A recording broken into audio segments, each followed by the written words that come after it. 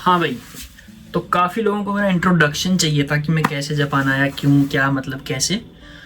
तो आज उसके बारे में थोड़ी बात करते। छोटी सी वीडियो बनेगी, 5-7 मिनट ज़्यादा से ज़्यादा। तुम्हारे जो क्वेश्चंस हैं वो भी हम जवाब देंगे, उनके थोड़े से मैंने लिख के रखे हुए हैं, तो देते हैं आराम से बैठ के।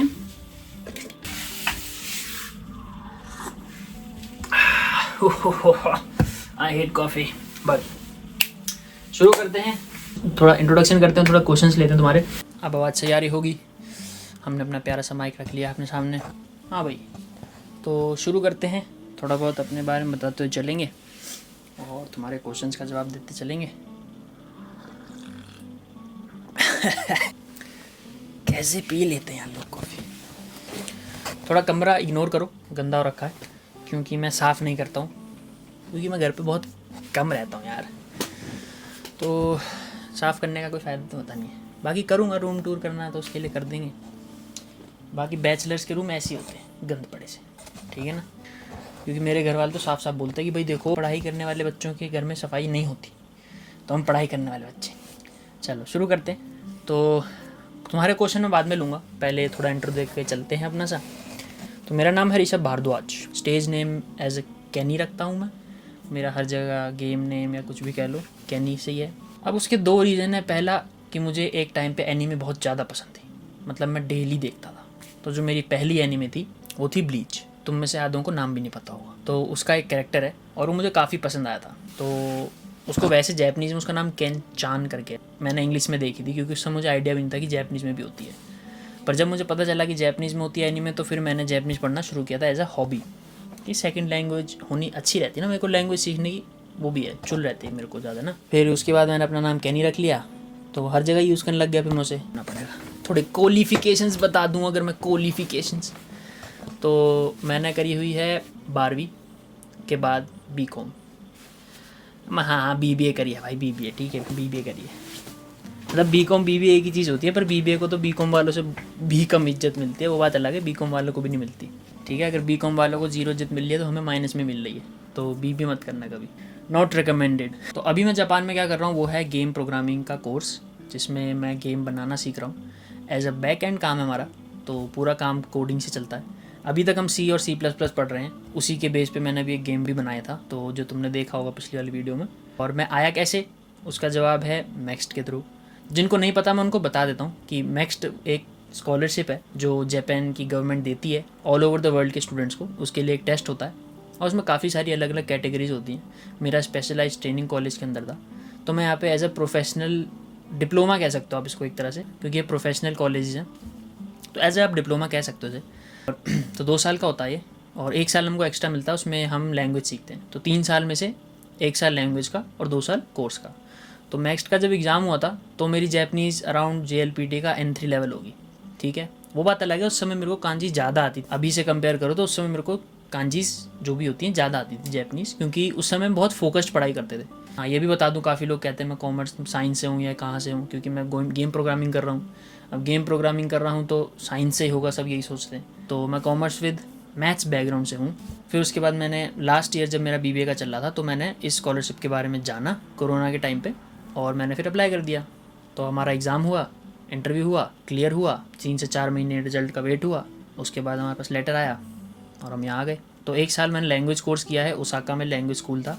अगले 2 साल के लिए I am gonna live in Kobe for my course, and it's already been like 3 to 4 months, so around 1.5 years left. बाकी हाँ, एक और हमारे पास ऑप्शन है कि अगर हमको इसके बाद यूनिवर्सिटी करनी है, अभी तो प्रोफेशनल कॉलेज चल रहा है, अगर हमको यूनिवर्सिटी करनी है तो उसके लिए हमको थोड़ा पढ़ाई ज़्यादा करना पड़ेगा और अटेंडेंस 95% से ऊपर चाहिए। मतलब पढ़ाई ज़्यादा का मतलब ये है कि CGPA चाहिए 2.80। जापान की CGPA के हिसाब से टॉप CGPA होती है 3। मतलब अगर 10 CGPA हमारे यहाँ होती है तो मुझे चाहिए 9.8। तो मेरा तो कुछ खास मन है नहीं वैसे भी आगे कुछ यूनिवर्सिटी करने का, क्योंकि यार अब उम्र होती जा रही। देखो सच बताऊँ तो बेटा, मतलब उम्र हो गई है, अब कब तक पढ़ाई करते रहेंगे तुम, हमको ये बताओ, हैं बताओ तुम हमको। अब हमारी उम्र होती जा रही है, अब हम ज़िंदगी भर पढ़ते ही रहें, काम ना करें, धंधा ना करें, कोई पैसा ना कमाएं, हैं? समझते नहीं हो यार बात। हाँ तो तो जिनको भी करना है कि हाँ भाई कॉलेज के बाद अब यूनिवर्सिटी भी जाना है और 2 साल पढ़ना है, या तुम्हारे पास फालतू टाइम है यार तुम, और या तुम जवान हो या अभी बहुत ही बिल्कुल 18-19 साल के लौंडे लपाटे हो, तो तुम कर सकते हो। हम अब हो गई भाई उम्र हमारी अब, ठीक है। कितनी है वो मैं नहीं बताऊँगा, हमको भी थोड़ा बुरा लगता है, दिल से बुरा लगता है। मतलब ऐसा बता सकता हूँ कि मैं सिंगल हूँ अभी, ठीक है। मेरी कोई गर्लफ्रेंड नहीं है, कोई धर्मपत्नी नहीं है, कोई अर्धांगिनी नहीं है, तो अभी मैं सिंगल कहलाता हूँ। पर 2 साल बाद अगर जो मेरी एज होगी तो मैं अनमैरिड कहलाऊँगा। तो उस उम्र में आ चुका हूँ मैं ऑलरेडी, ठीक है।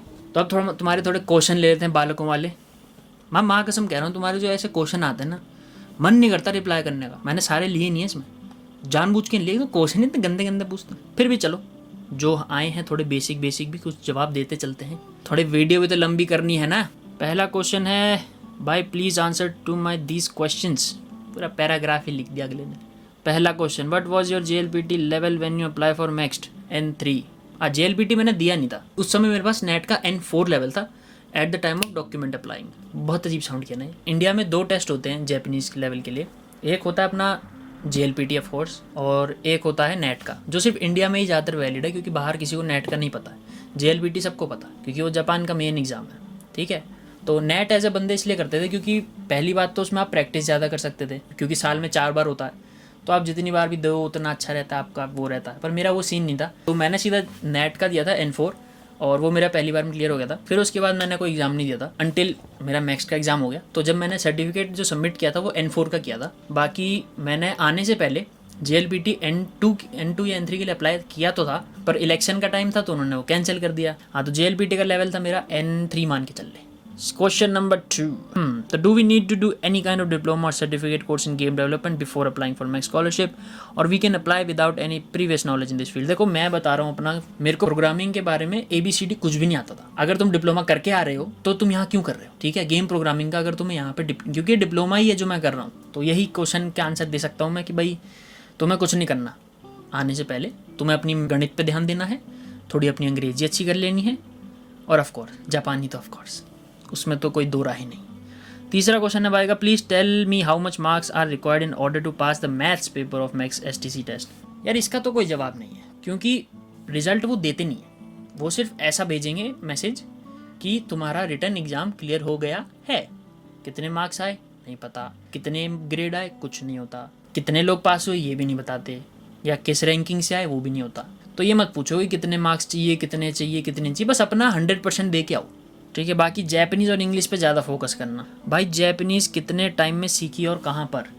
देखो जैपनीज़ सीखते हुए अब मुझे हो चुका है 2 साल पूरे, मतलब अब मैं थोड़ा प्रोफेशनल वोकेबलरी सीख रहा हूँ, क्योंकि मेरे कॉलेज में जो टेक्निकल नॉलेज के लिए चाहिए, तो टेक्निकल जो वोकैब है जैपनीज़ की वो सीख रहा हूँ। जिस भी फील्ड में तुम्हें आना है या जो भी करना, तो मैं रेकमेंड करूँगा कि उस फील्ड से रिलेटेड तुम पढ़ के आना, ठीक है। जैपनीज़ में जो कांजीज होती हैं या मीनिंग्स होते हैं या वर्ड्स होते हैं, तो उसके अकॉर्डिंग तुम अपनी जो जैपनीज़ होगी वो कैब कांजी वांजी वो सब पढ़ के आना, तो एक्चुअली हेल्प करता है। और मेरे को 2 साल हो गए, और 2 साल में से जो पहले साल में से मैंने कम से कम 1 साल पूरा, 1 साल के आसपास पूरा मैंने एक ऑनलाइन वो ज्वाइन कर रखा था अकेडमी सी, उससे सीख। तो ऑनलाइन अकेडमी से क्या था, मेरे पास वो आ गया था, मटीरियल हो जाता है, ठीक है, बुक्स हो जाती है तुम्हारे पास पढ़ने को, बस हो गया तुम्हारा। बाकी तुम एनीमे देख ही रहे हो, या जैपनीज़ कुछ अपने वेब सीरीज़ देखना शुरू कर दो, या कुछ भी आजकल ऑनलाइन बहुत कुछ है यार करने को। Which game engine you use bro to make a game, and what game engine most used in Japan? Unity engine और Unreal? What kind of engine job chances higher in Japan? यार engine के base पे थोड़ी job मिलती है कहीं पे भी, दोनों इंजन पे तुम्हारा हाथ सेट होना चाहिए। ऐसा कुछ थोड़ी होता है कि हाँ भाई तुम एक ऐसी कंपनी जो सिर्फ यूनिटी से ही बना रही है, या कोई ऐसी कंपनी जो सिर्फ अनरियल ही यूज़ कर रही है। इंजन्स दोनों यूज़ होते, बस वो प्रोजेक्ट पे डिपेंड करता है। अगर प्रोजेक्ट थोड़ा 2D साइड चला जाए या 2.5D साइड चला जाए तो यूनिटी स्टार्ट हो जाता है, पर थोड़ी अच्छी क्वालिटी चाहिए 3D में आ जाते हो तो अनरियल चले जाओगे। और हर कंपनी यहाँ पे जितने भी गेम कंपनियाँ हैं तुम उठा के देख लो, उन्होंने 2D गेम भी बनाया हुआ है, 3D गेम भी बनाते हैं वो, तो वो सारा काम साथ साथ चलता है। ऐसा कुछ नहीं है कि हाँ भाई अगर तुम्हारा अनरियल आता तो तुम्हें अनरियल की ही जॉब मिलेगी, ऐसा कुछ नहीं होता। अपना काम यह थोड़ा थोड़ा दोनों पे हाथ सेट रखो। बाकी हमने अभी यूज़ करना नहीं शुरू किया, मैं थोड़ा अब यार कॉफ़ी पीऊँ यार, थोड़ा फील आना चाहिए ना भाई, कुछ कर रहे हैं।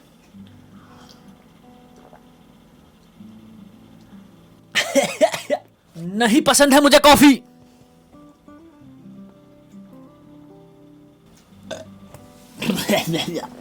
एक ही बार में पे खत्म करो भाई, दवाई की तरह हो भाई। हाँ क्या क्वेश्चन था, मैं भूल गया। अब भाई जापान में कौन सा इंजन ज़्यादा यूज़ होता है वो तो मुझे आइडिया नहीं है, क्योंकि मैं अभी जॉब नहीं कर रहा हूँ यहाँ, ठीक है। तुम अब मेरा एक्सपीरियंस गलत लेके चल रहे हो। दूसरी बात, कॉलेज में अभी हमें इंजन तक पहुँचे नहीं है। हम जो अभी तक जो गेम तुमने देखा मेरे पिछले वीडियो में, वो मैंने C++ पे बनाया हुआ है पूरा। अभी इंजन हमारे में आया नहीं है, क्योंकि अभी हमारा अगले साल से 2.5D और 3D पे काम होगा, तब इंजन स्टार्ट होंगे, ठीक है। बाकी जॉब किस बेस पे मिलेगी यार, वो तो जब मैं जॉब करूँगा तो बताता हूँ, ठीक है। Stay tuned. Bro, how can I learn Japanese? I'm a college student also pursuing a professional, so don't have time join proper lang school, but I have a dream to settle in Japan. यार पूरा लिख लो, कहीं भाग रहा हूँ मैं? है मेरी वीडियो का मैं डिलीट कर देता हूँ कि हाँ भाई 4 कमेंट आए वही ले जाऊँगा। पूरा लिख लो भाई। ये SQL क्या होता है? माना स्कूल है, समझ गया मैं, ठीक है। तुम हो जापानी सीखना चाहते लौंडे और कॉलेज में पढ़ रहे हो pursuing a professional, so don't have time. अच्छा, लेकिन तुम्हें जापान में सेटल होना है, तो यार जापान में सेटल होना तो लैंग्वेज पे काफ़ी लोग हैं जो यहाँ पे बिना उसके आए हैं, क्योंकि यहाँ पे इंग्लिश ट्रांसलेटर कई कंपनियों में मिल जाता है। अगर तुम्हारे पास स्किल सेट है, ठीक है, जैपनीज़ तुम्हें वो सिखा भी देंगे, और तुम्हारे को नहीं आ रही है, तुमसे नहीं हो रही है, तो वो तुम्हारे लिए एक ट्रांसलेटर रख भी देंगे। जहाँ तक मैंने सुना ऐसा हो जाता है, ठीक है। जहाँ तक बात है कि जैपनीज़ कैसे सीखें, बिल्कुल ही तुम्हें ज़ीरो आती है ना, तो उसके लिए वो सब ऐप ठीक है। डुओलिंगो हो गया, निहोंगो करके अलग अलग ऐप, तुम जैपनीज़ लिखो तो सही 50 ऐप आ जाते हैं। पर अगर तुम्हें बिल्कुल प्रोफेशनल टाइप सीखनी है तो यार देखो, ऑनलाइन कोर्स ज्वाइन कर सकते हो तुम।